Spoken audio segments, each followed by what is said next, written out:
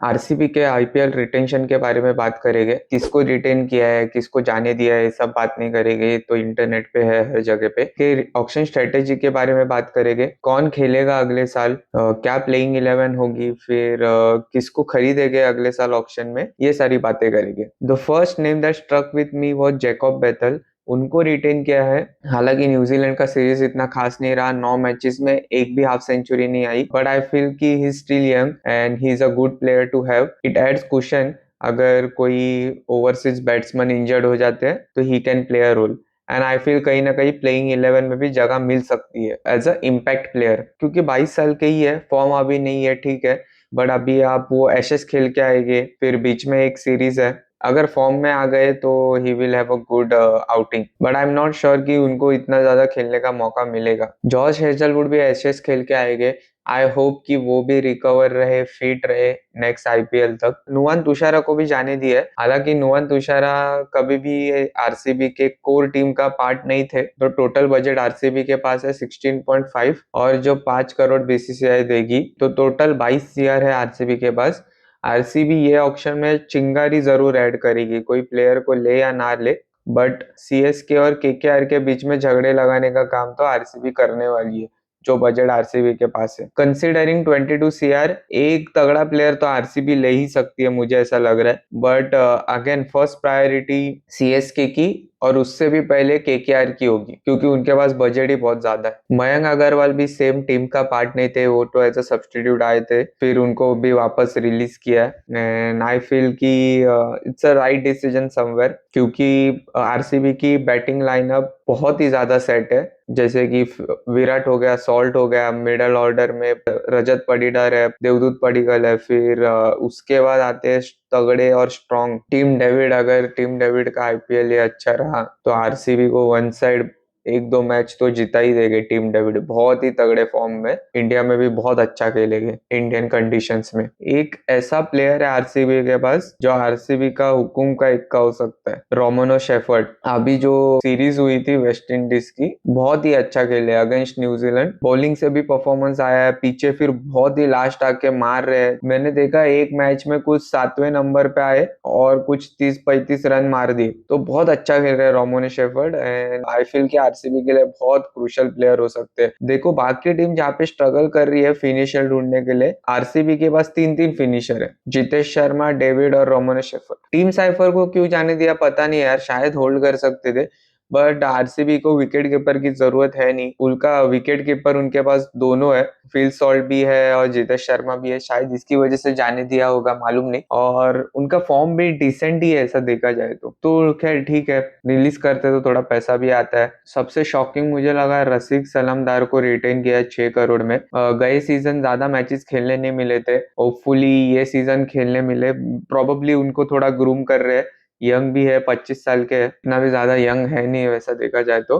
I think the coach and captain is looking to play him somewhere. By the way, मैं जब research कर रहा था तब मुझे समझा रसिक सलमदार को भी एमआई ने ही ढूंढा था, सबसे पहला वो एमआई में खेले थे, एमआई के बाद वो शायद केकेआर में या डीसी में गया, और उसके बाद फिर अभी आरसीबी में। तो एमआई की स्काउटिंग टीम बहुत तगड़ी है भाई, बहुत अच्छे अच्छे प्लेयर ढूंढ के निकालते हैं उन लोग। यश दयाल को रिटेन किया है, बट पता नहीं यार खेलेगी कि नहीं, क्योंकि उनपे वो केस भी चल रहा है, एलिगेशंस है। अगर यश दयाल नहीं खेले तो आरसीबी को एक पेसर की जरूरत पड़ेगी, और वो भी इंडियन पेसर की, बट इंडियन पेसर भी मार्केट में है कहाँ पे बाय करने के लिए, पेसर ही नहीं है। अभी देखते हैं ऑक्शन में भी कौन रजिस्टर करता है, बट यार ज्यादा करके मुझे नहीं लगता कि ये मिनी ऑक्शन में प्लेयर्स है, स्पेशली इंडियन फास्ट पेसर, और जो भी अच्छे हो गए मुझे ऐसा लगता है वो सीएसके देखेगी, क्योंकि सीएसके को चाहिए है।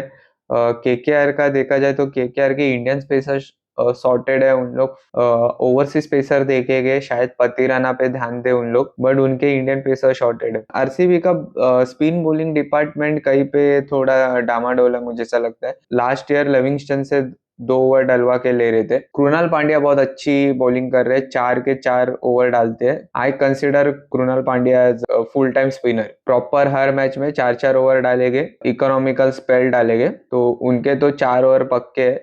सुयश शर्मा के 4 ओवर पक्के, जो लिविंगस्टन से 2 ओवर डलवा रहे थे वहां पे शायद उनको कोई स्पिनर लगेगा। किसको ले सकते हैं, क्या लगता है आरसीबी वापस मैक्सवेल को लेगी? ये तो देखने वाली बात होगी अगर मैक्सवेल को उन्होंने वापस लिया तो, पर मुझे लगता नहीं ऐसा करेगी उन लोग। स्पिनर कौन है?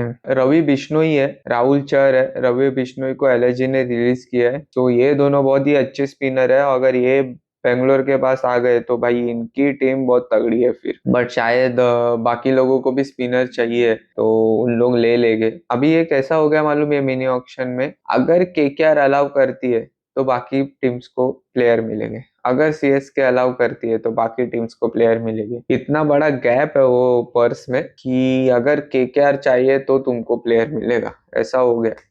अगर केकेआर को प्लेयर चाहिए तो उन लोगों को लेके ही रहेंगे। इंडियन स्पिनर की इसलिए बात कर रहा हूँ क्योंकि 4 ओवरसीज पक्के और सॉल्ट खेलेंगे, डेविड खेलेंगे, हेजलवुड खेलेंगे और चौथे कोई ओवरसीज रहेंगे, वो मुझे लगता है रोमेरियो शेफर्ड रहेंगे। भाई ये प्लेयर आरसीबी के लिए गेम चेंजर हो सकता है क्योंकि मस्त मस्त खेल रहे हो। अभी वो भी देखना है ना कि आरसीबी को नया होम मिलेगा, अभी कौन सा रहेगा, डिपेंडिंग ऑन दैट भी उन लोग डिसाइड करेंगे किसको लेना है। अगर पुणे में और शायद उनका होम ग्राउंड रहेगा तो शायद अपना स्पिन डिपार्टमेंट स्ट्रॉन्ग करने के लिए देखेगी आरसीबी, तो वो 2-3 चीजें भी है, वो भी मैटर करता है। एंड जैसे मैंने पहले भी कहा कि हेजलवुड एशेस खेल के आएंगे फिर और एक सीरीज खेल के आएंगे, तो हेजलवुड का वर्कलोड मैनेजमेंट और उनकी अवेलेबिलिटी कैसी है वो भी देखना पड़ेगा। अगर हेजलवुड अवेलेबल नहीं रहते तो शायद आरसीबी एक ओवरसीज पेसर के लिए भी जा सकते। वो केस में पतिरन अवेलेबल है, वो एक ही मुझे लग रहा है, और तो कोई नाम मुझे याद नहीं आ रहा है जो अच्छा भी है थोड़ा। दूसरा अगर इंडियन पेसर में बात करने जाए, अगर यश दयाल नहीं खेले, मोहित शर्मा है और आकाश मडवाल है, दोनों भी अच्छे पेसर है, दोनों में से किसी को भी ले सकती है आरसीबी। तो यार ये था प्लेइंग 11 पे बात कर लेते हैं। बहुत सिंपल है आरसीबी का playing 11, Salt, Kohli, Devdutt Padikkal, Rajat Patidar, then David, Jitesh Sharma, Shepherd, फिर कृणाल पांड्या, एंड उसके बाद हेजलवुड, भुवनेश्वर, सुयश शर्मा, यश दयाल। तो ये मेरे 12 प्लेयर्स हो गए। इसमें से मुझे लगता है कि देवदूत पडिक्कल इम्पैक्ट प्लेयर हो गए, या फिर बेतल को भी खिला सकते हैं as a impact player Hazlewood के जगह। कौन से पॉइंट से आप अग्री करते हो, डिसअग्री करते हो, कमेंट सेक्शन में बताइए। आपकी प्लेइंग 11 क्या रहेगी वो भी कमेंट सेक्शन में बताइए। कौन सा प्लेयर आप सोच रहे हो आरसीबी लेनी चाहिए कमिंग ऑक्शन में, वो भी बताइए। और वीडियो पसंद आ रहेगा तो लाइक कीजिए और अपने ऐसे दोस्त के साथ शेयर कीजिए जो आरसीबी फैन है, और चैनल को जरूर सब्सक्राइब कीजिए।